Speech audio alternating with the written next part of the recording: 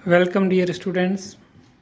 विश्व इतिहास के प्रश्न पत्र में आज हम फ्रांस की क्रांति के चैप्टर को कंटिन्यू करते हैं। इससे पहले के चैप्टर में हमने देखा कि फ्रांस में ऐसी सामाजिक, आर्थिक और राजनीतिक परिस्थितियां पैदा हो गई कि वहां के लोगों ने शासन सत्ता और निरंकुश राजतंत्र का विरोध करने का निश्चय कर लिया। और जब हमने फ्रांस की क्रांति के कारणों के बारे में पढ़ा तो उसमें हमने जो पिछला वीडियो छोड़ा था वो फ्रांस की बुरी अर्थव्यवस्था पर छोड़ा था। फ्रांस की आर्थिक स्थिति बहुत ही खराब हो गई थी। उस आर्थिक स्थिति को सुधारने के लिए फ्रांस के राजा ने कई वित्त मंत्रियों को नियुक्त किया, जिसमें नेकर, कैलोन और ब्रिया। जब ब्रिया फ्रांस का वित्त मंत्री बना तो उसने यह सुझाव दिया कि जनता पर कर लगाए जाएं, और उन करों को लगाने के लिए यह जरूरी था कि उन करों के प्रस्ताव को एस्टेट्स जनरल के द्वारा मान्यता मिले। इसलिए ब्रिया ने यह सुझाव दिया कि एस्टेट्स जनरल की बैठक बुलाई जाए। राजा ने पहले इस बात के लिए इनकार किया कि एस्टेट्स जनरल को नहीं बुलाना है और राजा स्वयं ही कर लगा देगा, लेकिन बाद में यह कानूनी अड़चन आ गई कि एस्टेट्स जनरल के बिना कोई कर नहीं लगाया जाएगा, कोई कानून नहीं बन सकता है। इसलिए अंततः फ्रांस का राजा लुई 16वां तैयार हुआ कि एस्टेट्स जनरल की बैठक बुलाई जाए। और फिर वो बैठक जो बुलाई गई वो 5 मई 1789 को बुलाई गई। जब 5 मई को बैठक बुलाई गई तो जो एस्टेट्स जनरल के दौरान मैंने आपको बताया था, जो एस्टेट्स जनरल की जो मूलभूत कमी थी, जो उसका दोष था, वो अब खुल करके सामने आ गया। एस्टेट्स जनरल के बारे में मैंने आपको पहले भी बताया कि उसके कुल 3 भाग थे। एक कुलीन वर्ग था, एक पादरी था और एक सामान्य वर्ग था। और सदस्यों की संख्या सर्वाधिक सामान्य वर्ग वाले में थी। कुलीन और पादरी दोनों ही सदस्यों को जोड़ दें तो भी सामान्य से कम ही होते थे। सामान्य वर्ग की यह मांग थी कि हमारा चूंकि संख्या में अधिक है, इसलिए सदन का वोट होने की बजाय व्यक्ति के आधार पर वोट दिया जाए। नहीं, वोट व्यक्ति दे, न कि हाउस या उसका सदन। इस बात पर विवाद हो गया। फ्रांस के राजा के सामने यह बात गई कि सामान्य वर्ग वो कहते हैं कि मताधिकार है वो सदन के बजाय व्यक्तियों की संख्या पर होना चाहिए। तो राजा ने मना कर दिया। और जहाँ पर सभा होनी थी, 5 मई को जब लोग उस सभा के हॉल में जाने लगे तो उन्होंने देखा कि हॉल के मुख्य दरवाजे पर तो ताले लगे हुए हैं। इसलिए वो लोग वहाँ से निकल गए और उसी हॉल के सामने टेनिस कोर्ट बना हुआ था, तो वो लोग उस कोर्ट में इकट्ठा हो गए। तो पहले जो इस कोर्ट में लोग गए, टेनिस कोर्ट में, वो सामान्य वर्ग के लोग थे और बाद में कुछ पादरी और कुलीन वर्ग के लोग भी जो सामान्य वर्ग के समर्थन में थे वो भी वहाँ आ गए। और उस टेनिस कोर्ट में खड़े होकर के सभी लोगों ने एक शपथ ली और ये घटना हुई 20 जून 1789 को। तो टेनिस कोर्ट में जो लोग इकट्ठा हुए उन्होंने किस बात की शपथ ली, यह प्रश्न हमेशा उठता है। तो उन लोगों ने यह शपथ ली कि जब तक हम एक नए संविधान का निर्माण नहीं कर लेते हैं तब तक हम एक साथ एकजुट रहेंगे। इसमें कोई स्वतंत्रता राजा को मारने जिलाने की कोई बात नहीं हुई थी। इतनी बात हुई कि हम सब एकजुट रहेंगे और नया संविधान बनाएंगे, और संविधान में सदस्यों की संख्या के आधार पर वोटिंग हो गई। अभी तक इन लोगों ने कोई क्रांति जैसी बात नहीं सोच रखी थी। तो टेनिस कोर्ट की शपथ 20 जून 1789 को कुछ लोगों ने ली और उसमें यह प्रण किया गया कि हम लोग एकजुट रहेंगे जब तक कि नया संविधान नहीं बन जाता है। अब राजा ने टेनिस कोर्ट में जो एक लोग इकट्ठा हुए थे और ये सब जो वाकया जब राजा को पता चला तो उसने इन सबको भंग कर दिया और इनको न्यूल एंड वॉइड घोषित कर दिया कि अब इनके पास में कोई ज़्यादा शक्तियाँ, पावर नहीं है।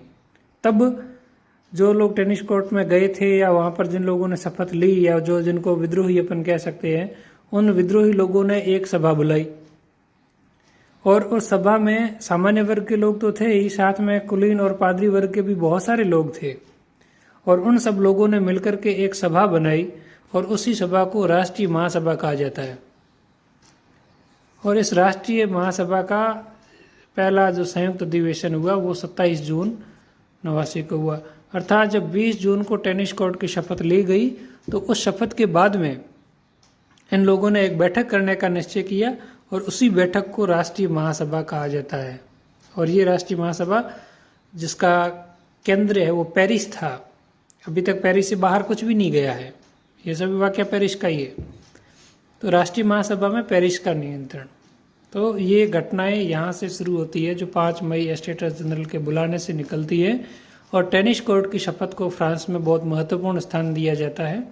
उस शपथ के बाद में राष्ट्रीय महासभा का अधिवेशन बुलाया गया। जब अधिवेशन बुला लिया गया तो राजा के मन में भी ये आशंका पैदा हो गई कि अब ये विद्रोही ज़्यादा हो रहे हैं। और विद्रोहियों के मन में भी यह था कि कहीं शासक या राजा हमारा दमन न कर ले, हमारी हत्या न करवा दे, हमें मरवा न दे। इसलिए दोनों के बीच में जो असंतोष था, अविश्वास की जो भावना थी वो धीरे धीरे बढ़ रही थी। और पेरिस के पास में ही बास्तिल नामक स्थान है और उस बास्तिल में एक किला बनाया हुआ है, बास्तिल का दुर्ग जिसका नाम है। तो जो विद्रोही थे उनके पास में यह संदेश आया कि बास्तिल के दुर्ग में, जहाँ पर बहुत खूंखार कैदी रखे जाते हैं, कि वहाँ पर राजा बहुत सारे शस्त्र इकट्ठे कर रहा है और उन शस्त्रों के माध्यम से वो इन विद्रोहियों का दमन करने वाला है। जब यह बात इन क्रांतिकारी विद्रोहियों को पता चली तो वो लोग सीधे बास्तिल के दुर्ग पर चले गए। बास्तिल के दुर्ग को उसके ऊपर आक्रमण कर लिया और उसको ध्वस्त कर लिया, उस किले को जीत लिया और उस किले के अंदर जो भी कैदी अपराधी थे उन सबको छोड़ दिया और वहाँ पर जो हथियार रखे गए थे उन सबको लूट लिया। और ये घटना हुई 14 जुलाई 1789 को। और इसीलिए 14 जुलाई को आज भी फ्रांस में स्वतंत्रता दिवस के रूप में मनाया जाता है। तो फ्रांस में जो इंडिपेंडेंस डे है वो 14 जुलाई को क्यों मनाया जाता है? क्योंकि इसी दिन बास्तिल के दुर्ग का पतन किया गया था।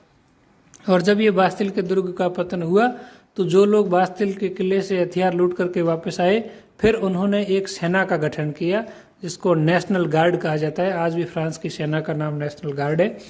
नेशनल गार्ड का गठन किया गया और फिर उन्होंने फ्रांस का जो राजतंत्रीय झंडा था, जो राजा का झंडा था, उस झंडे को उतार दिया और उसके स्थान पर लाल, सफ़ेद और नीले रंग का एक नया झंडा बनाया और उस झंडे को फ्रांस के राष्ट्रीय झंडे के रूप में मान्यता दी गई। ये सभी घटनाएं 14 जुलाई को हुई, इसलिए 14 जुलाई को फ्रांस में स्वतंत्रता दिवस के रूप में मनाया जाता है। अब 14 जुलाई में जब बास्तिल के दुर्ग का पतन हो गया तो लगभग पूरे फ्रांस में यह वातावरण फैल गया कि कुछ लोग हैं जो राजा के विशेषाधिकारों के विरुद्ध विद्रोह कर रहे हैं। तो ऐसी ही एक बैठक जो 4 अगस्त 1789 को हो रही थी, उस 4 अगस्त की बैठक में कई विशेषाधिकारों से युक्त लोग वहाँ पर आए थे।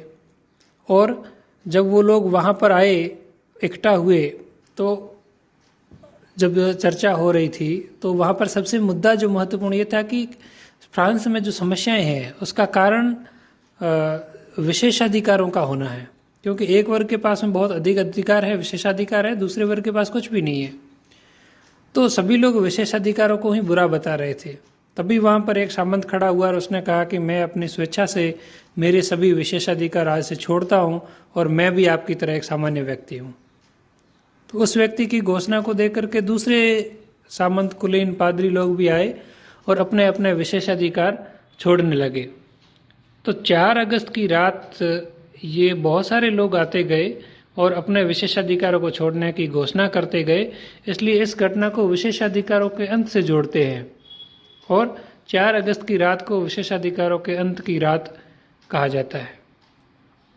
इस घटना से फ्रांस में इस विद्रोहियों से और अधिक लोग जुड़ गए, क्योंकि अभी भी इस वर्ग में, विद्रोही वर्ग में, कुलीन, पादरी और सामान्य वर्ग का विभाजन था, लेकिन विशेषाधिकारों के अंत के साथ ही सभी लोग एक तरीके से सोचने लग गए। और जब किसी के पास में विशेषाधिकार नहीं है, सभी के पास में बराबर अधिकार है, तब फिर मानव अधिकारों की घोषणा की बात आती है और फ्रांस में मानव अधिकारों की घोषणा 27 अगस्त 1789 ईस्वी को फ्रांसीसियों ने की। मानवाधिकारों की घोषणा क्या थी? उसमें लाफायते से आप पहले से परिचित हो। लाफायते वही व्यक्ति है जो अपनी एक सेना लेकर के अमेरिका गया था और वहाँ उसने अमेरिका की स्वतंत्रता संग्राम को मदद की थी।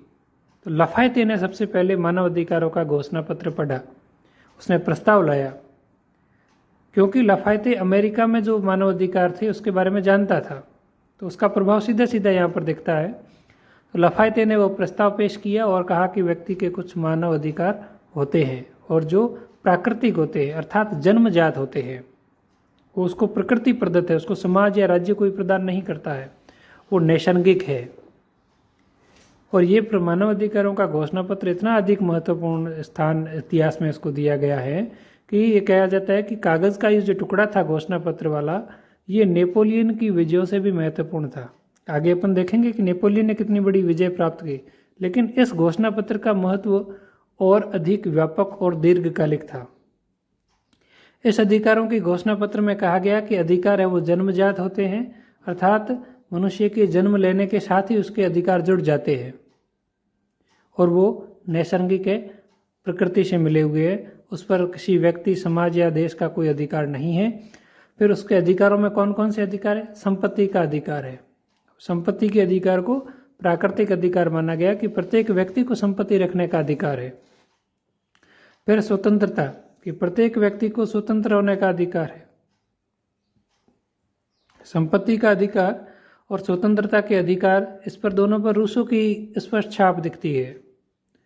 तो ये रूसों के सिद्धांत से प्रेरित होकर के ये लोग इसे अपने प्रस्ताव में इसको शामिल कर रहे हैं।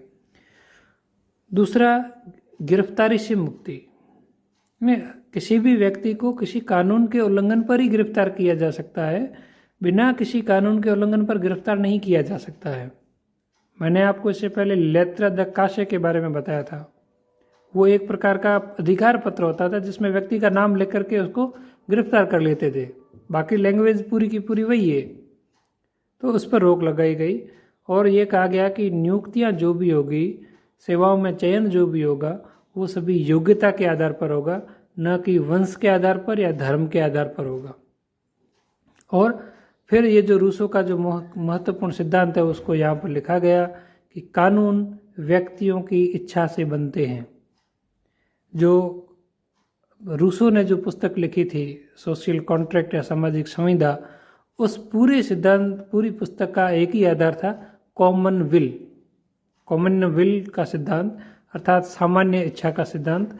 सामान्य इच्छा का सिद्धांत यही कहता है कि कानून है वो व्यक्तियों की इच्छा से बनता है, न कि शासकों की इच्छा से।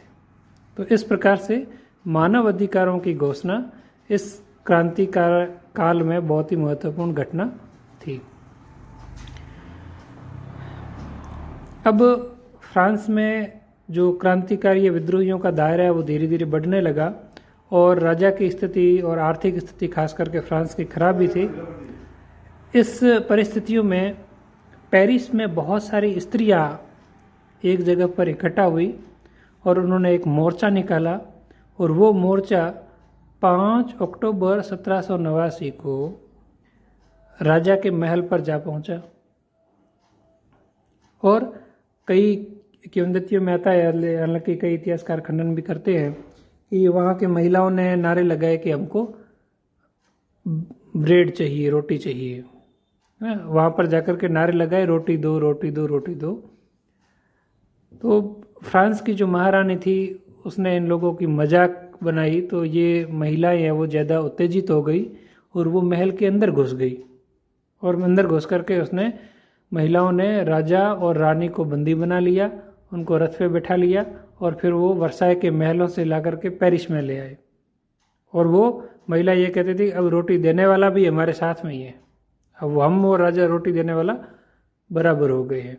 तो राजा को बंदी बना करके पेरिस में ले आए और ये पूरा काम फ्रांस की महिलाओं ने किया। इसलिए फ्रांस की क्रांति में महिलाओं की भूमिका किसी अन्य क्रांतियों की तुलना में और अधिक है। और जब राजा को बंदी बना लिया गया और जैसा कि टेनिस कोर्ट की शपथ ली गई थी कि लिखित संविधान बनाया जाएगा। जब तक हम संविधान नहीं बनता है तब तक एकजुट रहेंगे। तो 1791 में एक संविधान बनाया गया जो कि एक लिखित संविधान था। और संविधान का आधार क्या रखा जाए? तो संविधान का आधार रखा गया काहिया। काहिया का मतलब होता है स्मरण पत्र। यानी जनता ने बहुत सारे पत्र लिखे, उस समय तात्कालिक भी लिखे और कई बहुत सारे पहले भी लिखे हुए थे, इसमें सुझाव दिए गए थे कि ये कानून इस प्रकार से होना चाहिए, उस प्रकार से होना चाहिए। तो उन स्मरण पत्रों के आधार पर संविधान का निर्माण किया गया। तो 1791 में पहला संविधान फ्रांस में बनाया गया और उस संविधान में जन प्रभुता कही गई। रूसो के सिद्धांत के अनुसार व्यक्ति सबसे महत्वपूर्ण है, क्योंकि उसकी इच्छा से ही राजा बना है, उसकी इच्छा से ही कानून बना है। तो जनता की प्रभुता या जनतंत्र की भावना को इसमें रखा गया। साथ ही मॉन्टेस्क्यू के सिद्धांत के आधार पर शक्ति पृथक्करण का भी सिद्धांत लाया गया। कार्यपालिका, व्यवस्थापिका और न्यायपालिका तीनों अंग जो है सरकार के वो अलग अलग होंगे और एक दूसरे के क्षेत्र में कोई भी हस्तक्षेप नहीं करेगा। और राजा को वेतनभोगी घोषित कर दिया गया कि वेतन ही मिलेगा राजा को और वो निर्धारित होगा। उसके अलावा जो भी उनको भत्ते सुविधा मिलेगी वो पहले से कानूनन तय होगी, राजा अपनी मर्जी से तय नहीं करेगा। तो ये सब इस संविधान में शामिल किए गए हैं। और राजा जब पेरिस में बंदी था तो उस राजा ने एक बड़ी गलती कर दी। और फ्रांस में अभी तक बहुत सारे लोग ये चाहते थे कि राजा को रखा जाए, लेकिन राजा ने गलती कर दी और वो 20 जून 1791 को, इससे पहले वो पेरिस से जो बंदी बनाया गया था वहाँ से वो भाग गया। और जब भाग गया तो पीछे विद्रोही गए और बरेन नामक स्थान पर उसको पकड़ लिया गया और पकड़ करके वापस पेरिस लाए, जहाँ पर 21 जनवरी 1793 के राजा को मृत्युदंड दे दिया गया। ये मृत्युदंड का पूरा वाकया अगले वीडियो में और डिटेल से पढ़ेंगे। अभी इतना ही, यहीं तक रोकते हैं। 1791 तक की घटनाएं, उसके बाद में फ्रांस में क्या हुआ इसके बारे में अगली वीडियो में पढ़ेंगे। Thank you.